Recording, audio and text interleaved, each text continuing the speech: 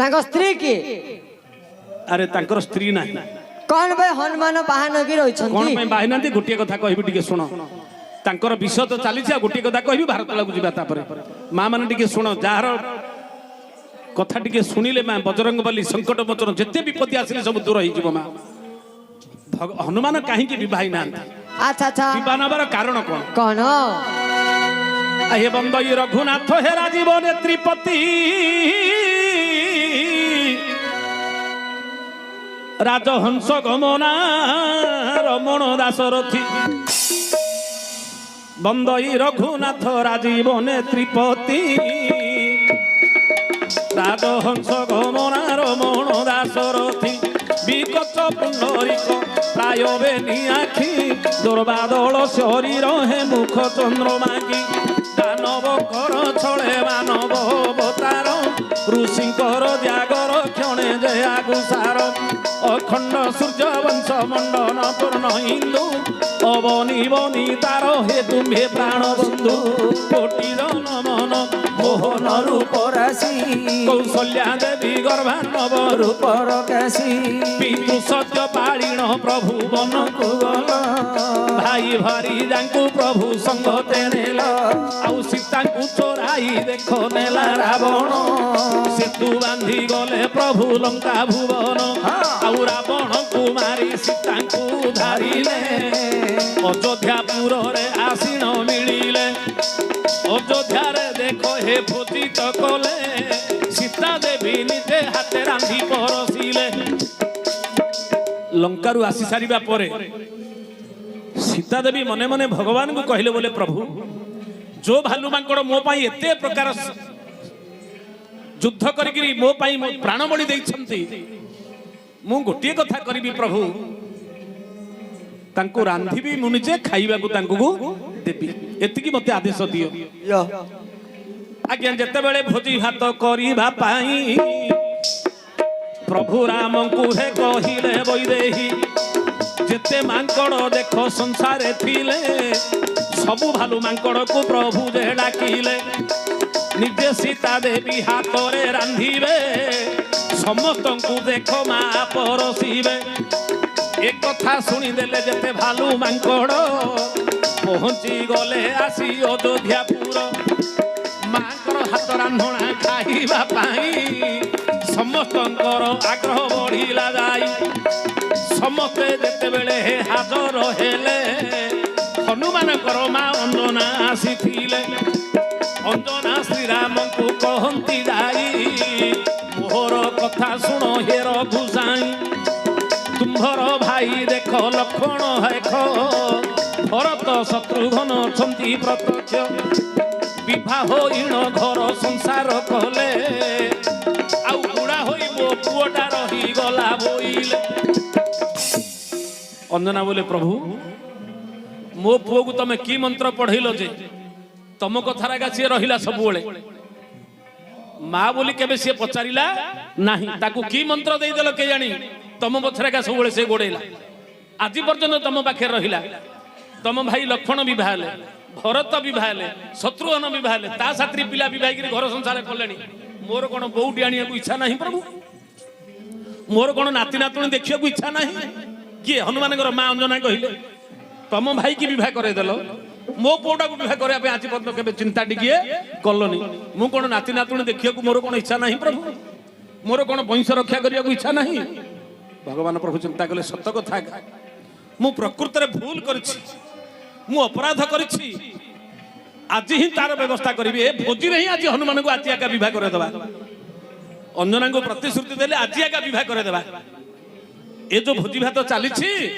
आजिर दिन रे आजिया का हनुमान को विवाह करेबा प्रकृत मु अपराध करछि मो सार्थकता देखिले सिना किंतु हनुमान कथा मु बुझी पारली नाही देखो पुओटा मोर एबे बड़ हेलाणी आज पर्यंत मो पुओटा विवाह हेइले कि अंजना कहिले ताहा सुनी रघुनाथ कहंती बुझाई आज विवाह हनुमान को करिबा तही हनुमान को प्रभु पाख को डाकिले मोहर कथा सुनो आहे हनु बोइले संसार रे देखो हे जेते अछंती विवाह होई घर संसार करिछंती आज पर्यंत बयस गड़ी गलाणी পর্যন্ত বিভান হইল পুଣି তেণু তমর মা অঞ্জনা দুঃখ যে করନ୍ତି আজি বিবাহ হইব হে পবন সন্ততি। রামচন্দ্র বলে তুমি আজি একা বিবাহ হବାକୁ পড়িব, ମୋ କଥା ତମେ ରଖିବ, ନିଶ୍ଚିତ ଆଜି ବିବାହ ହେବ। ସେତେବେଳେ ହନୁମାନ ହସ୍ତ ଯୋଡ଼ି ଦେଲେ ତୁମ କଥା ନିଶ୍ଚୟ ପ୍ରଭୁ ରଖିବି ବୋଇଲେ ଆପଣଙ୍କ କଥା ଭାଙ୍ଗି ପାରିବି ନାହିଁ, ନିଶ୍ଚୟ ଦେଖ ବିବାହ ହୋଇବି ମୁହିଁ। ଗୋଟିଏ କଥା ମୋହର ପ୍ରଭୁ ମନେ ରଖିବ, ମୋ ପାଇଁ କେବଳ ତୁମେ ଯାଇ ଝିଅ ଖୋଜିବ। ମୁଁ ବିବାହ ବି ସତ, ହନୁମାନ କହିଲେ ବିବାହ ବି ପ୍ରଭୁ ତମ କଥା ରାଜି, କିନ୍ତୁ ମୋର ଗୋଟିଏ ସର୍ତ୍ତ, ମୁଁ ଯୋଉ ଝିଅକୁ ବିବାହ ବି ସେ ଝିଅଟାକୁ ତମେ ଆଗେ ଯାଇକିରି ଖୋଜିକିରି ଆଣିବ। ମୋ ମା ଖୋଜିଲେ ବିବାହ ହେବିନି କି ଅନ୍ୟ କିଏ ଖୋଜିଲେ ବିବାହ ହେବନି, ମୋ ପାଇଁ ଗୋଟେ ଝିଅ, ମୁଁ ଯାହାକୁ ବିବାହ ତମେ ସେ ଝିଅଟି ଖୋଜିକିରି ଆଣିବ। ରାମଚନ୍ଦ୍ର ରାଜି ଗଲେ ଏବେ ସାଙ୍ଗେ ସାଙ୍ଗେ ଯିବି ଖୋଜିକିରି ଆଣିବି। ସେତେବେଳେ ହନୁମାନ କହନ୍ତି ବଚନ ମୋହର ସର୍ତ୍ତ ଶୁଣ ହେ ପ୍ରଭୁ ଶ୍ରୀରାମ। ଖୋଜିବାକୁ ଯିବ ଯେ ଗୋଟେ କଥା କହୁଛି ଶୁଣ, ମୋ ପାଇଁ ଯେଉଁ ଝିଅ ଖୋଜି ଆଣିବ ଗୋଟିଏ କଥା ପ୍ରଭୁ ହେ ମନେ ରଖିଥିବ, ମୋ ବାପା ଯାହାକୁ ଦେଖ ଛୁଇଁ ନଥିବ ଏପରି ଝିଅକୁ ଯାଇ ଖୋଜି ଆଣିବ। ମୋ ବାପା ଯାହାକୁ ଦେଖ ଛୁଇଁ ନଥିବ ତା ସାଥିରେ ମୋହର ହେ ବିବାହ ହେବ। ହନୁମାନ ବୋଲେ ଏମିତି ଝିଅ ଖୋଜି ଆଣିବ ଯେ ମୋ ବାପା ଯେମିତି ତାକୁ ଛୁଇଁ ନଥିବ, ସ୍ପର୍ଶ କରିନଥିବ, ବୋଇଲାକା ତାକୁ ବିବାହ ହେବି। କଣ ମୋ ବାପା ହଉଛନ୍ତି ପବନ, ଯୋ ଝିଅର ଦେହକୁ ପବନ ବାଜି ନଥିବ କେବେ ତାକୁ ଏକା ବିବାହ ହେବି। ସଂସାର ଏମିତି ଗୋଟେ ଝିଅ ଖୋଜ ତା ଦେହକୁ ପବନ କେବେ ବାଜି ନଥିବ, ବୋଇଲାକା ତାକୁ ବିବାହ ହେବି। ଯଦି ପବନ ବାଜି ଯାଇଥିବ ତାକୁ ବିବାହ କରିବି ନାହିଁ। ସଂସାରରେ ଏମିତି ଗୋଟେ ଝିଅ ଖୋଜି ଆଣ ବିବାହ ହେବି, କିନ୍ତୁ ଯୋ ଝିଅର ଦେହକୁ ପବନ ବାଜି ନଥିବ ତାକୁ ଏକା ବିବାହ ହେବି। ତାହା ଶୁଣି ସମସ୍ତେ ଯେ ଆଶ୍ଚର୍ଯ୍ୟ ହେଲେ, ଏପରି ଝିଅ କିଏ ଅଛି ତ ସଂସାରେ, କାହାର ଦେହକୁ ଦେଖ ପବନ ନ ବାଜି, କିଏ କି ସଂସାରେ ଜନ୍ମ ହୋଇଛି ଆଜି। କାହା ଝିଅକୁ ପବନ ନ ବାଜିକିରି ଅଛି ସଂସାରରେ? କୋଉ ଝିଅ ଏମିତି ସଂସାରରେ ଅଛି? ଆଚ୍ଛା, ପବନ ବାଜିଥିଲେ କାହିଁକି ବିବାହ ହବନି? ସେତେବେଳେ ହନୁମାନ ବୋଲନ୍ତି ବଚନ, ମୋହର ବାପା ଯେ ଅଟନ୍ତି ପବନ, ସେ ଝିଅ ଦେହକୁ ଦେବେ ପବନ ବାଜିବ, ଲେଖାରେ ସେ ଝିଅ ମୋର ମା ହୋଇବ। ମୋ ବାପା ଯାହାକୁ ଦେଖ ଛୁଇଁ ନ ଦେଲା ସିଏ ତ ଲେଖାରେ ମୋର ମା ହୋଇଲା। ମାକୁ କିପରି ବିବାହ ହୋଇବି ମୁହିଁ, ଜଗତରେ ଯେତେ ନାରୀ ଦେଖ ଅଛନ୍ତି ରହି, ସମସ୍ତଙ୍କ ଦେହକୁ ପବନ ବାଜିଛି, ଲେଖା କଲେ ସମସ୍ତେ ମୋର ମା ଅଟନ୍ତି। ମୋର ବାପା ହେଲେ ପବନ, ମୋ ବାପା ଯଦି ତାକୁ ସ୍ପର୍ଶ କରିଦେଲା ସିଏ ହଉଛି ମୋର ଲେଖାରେ କଣ ହବ? ମା ହେଇଯିବ। ହେଲେ ମାକୁ କେମିତି ବିବାହ ହେବି ପ୍ରଭୁ କୁହ, ତମେ ନିଜେ କୁହ, ନ୍ୟାୟ କର। ଯଦି ଯୋ ଝିଅର ଦେହକୁ ପବନ ବାଜିନି ଦେଖ ଆଣ ଖୋଜିକିରି ଆଣ। ସଂସାରରେ କିଏ ଏମିତି ଅଛି କାହା ଦେହକୁ ପବନ ନ ବାଜିକିରି ଥିବ? କୋଉ ଝିଅ ଏମିତି ସଂସାର ଅଛି ପବନ ନ ବାଜିକିରି? ସମସ୍ତ ଦେହକୁ ପବନ ବାଜିଛି ଏକା।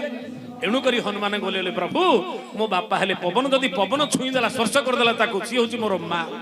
ଏଣୁକରି ମୁଁ କେବେ ମାକୁ ବିବାହ କରିପାରିବି ନାହିଁ ପ୍ରଭୁ। ଏଣୁ ସାରା ଜୀବନ ମୁଁ ବ୍ରହ୍ମଚାରୀ ରହିଯିବି, ଯେତେ ନାରୀ ଅଛନ୍ତି ସଂସାରରେ ମୋର ମା। ଆଜ୍ଞା, ସେତେବେଳେ ରାମଚନ୍ଦ୍ର ଆନନ୍ଦ ହେଲେ, ଧନ୍ୟ ଧନ୍ୟ ହନୁମାନ ବୋଲି ପ୍ରଶଂସିଲେ। ଆହେ ତୁମ୍ଭ ଭଳି ଦେଖ ବୀର ଜଗତେ ନଥିବେ, ଜ୍ଞାନୀ ଗୁଣୀ ପୁଣି ଏବେ ହୋଇଲ, ଏବେ ଖାଲି ବଳ ନାହିଁ ଜ୍ଞାନରେ ମଧ୍ୟ ତମେ ମୋଠୁ ଅଧିକ ହେଇଗଲ। ଧନ୍ୟ ତମର ବାପା ମା। ଆଉ ଆଜିଠାରୁ ବର ଦେଉଛି ତୁମ୍ଭଙ୍କୁ ମୁହିଁ, ଚାରି ଯୁଗେ ଅମର ହୋଇଥିବ ରହି। ତେଣୁକରି ତମେ ଚାରି ଯୁଗରେ ଅମର ହେଇକିରି ତମେ ରହିବ। ତୁମ୍ଭର ନାମକୁ ଯିଏ ଜପିବ ଦେଖ, ମୋହର ଆଶୀର୍ବାଦ ସେ ପାଇବ ପ୍ରତ୍ୟକ୍ଷ। ଶେଷ ଜୀବନରେ ତୁମ୍ଭ ନାମ ଯେ ଜପିବ, ଯମପୁର ଛାଡ଼ି ବୈକୁଣ୍ଠ ସିଂହ ବସିବ। ତେଣୁ ତାହାକୁ କେବେ ଦେଖ ତମ ଦଣ୍ଡ ନ ହେବ, ମୋହର ଦେହରେ ସେ ଲୀନ ହୋଇବ। ତେଣୁ ସଙ୍କଟ ମୋଚନ ହେ ବୀର ହନୁମାନ, ଯିଏ ସେ ନାମକୁ ଯେ କରିବ ଭଜନ। ମୋହର ପ୍ରିୟ ପାତ୍ର ଦେଖ ସଂସାରେ ହେବ, କେବେ ହେଲେ ବିପତ୍ତି ତାକୁ ନ ପଡ଼ିବ। ବର ଦେଇଦେଲେ, କହିଲେ ହନୁମାନ ମୁଁ ଆନନ୍ଦ ହେଇଗଲି, ତମକୁ ବର ଦେଉଛି ଆଜିଠୁ ତମେ ହଉଛ ମୋର ପ୍ରିୟ ଭକ୍ତ। ତମ ନାଁ ଯିଏ ଜପ କରିବ ତା ଜୀବନରେ ତାକୁ କେବେ କୌଣସି ବିପତ୍ତି ଆସିବ ନାହିଁ। ତେଣୁକରି ଭଗବାନ ହନୁମାନ ପ୍ରଭୁ ବିବାହ ହେଇନାହାନ୍ତି, ଘର ସଂସାର କରିନାହାନ୍ତି। କେତେ ସୁନ୍ଦର କଥା ପୁରାଣ ଭିତରେ ଅଛି।